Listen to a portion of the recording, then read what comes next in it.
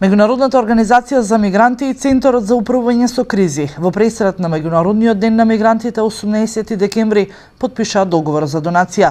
Директорот на Центарот за управување со кризи, Агрон Буџаку, истакнува дека донацијата значително ќе придонесе за подобрување на капацитетите на Центарот за управување со кризи. Во Македонија, во приватните центри се наоѓаат околу 250 мигранти кои имаат соодветни услови за престој. Бројот на мигрантите кои што бараат илегални преминувања полека се намалува, но според Центарот за управување со кризи се забележува пораст на криумчарење на мигранти. Па така бројот на идентификувани случаи на криумчарење на мигранти од април до крајот на октомври оваа година е некаде околу 45, при што повеќе од 1000 мигранти биле вклучени во криумчарењето.